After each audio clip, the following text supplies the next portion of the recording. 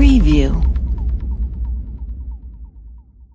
AP. Both fans and foes of President Trump have come to share a similar presumption about him, that, like Elphaba, the heroine of the Broadway musical Wicked, he defies gravity. He won even though nearly 61% of the American people said they disapproved of him on Election Day. He scored only 36% approval, which is where he is even today in the 538.com average, despite 7 months of horrendous press and the Russia's investigation.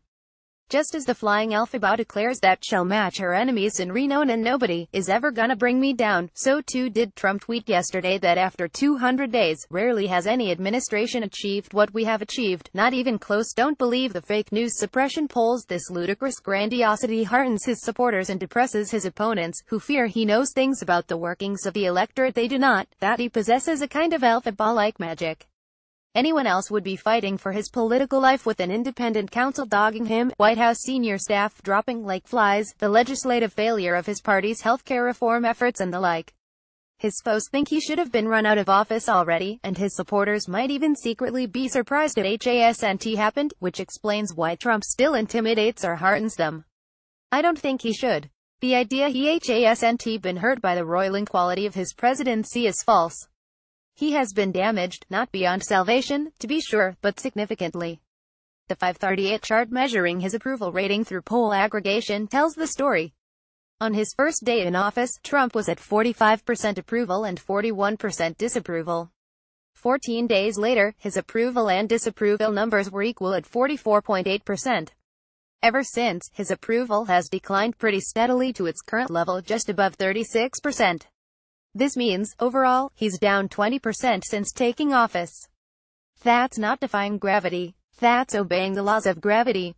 It's bad. He has the lowest approval rating at this point in his presidency of anyone since such measurements have been taken, including the never-even elected Gerald Ford, whose numbers took a colossal hit in 1974 after his controversial pardon of Richard Nixon.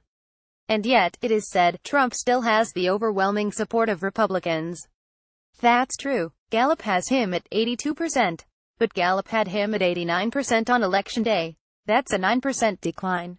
One poll had him at 74% with Republicans, which would represent a 16-point drop, and that's horrible. There's no magic here. Trump is an unconventional politician and he has a passionate following, but he's injuring himself.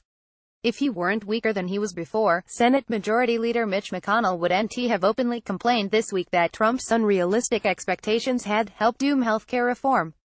McConnell would have been too frightened to do so. All that said, honest Democrats and the liberals are freaked out by Trump in part because they have been grappling with the incontrovertible evidence that they seemed to have the opposite of magic working for them. It's not just the realization that the Obama era ended with a shrunken Democratic Party, more than 1,000 fewer state and local elected officials than in 2009, not to mention 63 lost House seats, 11 fewer senators and a grand total of 15 governors' mentions.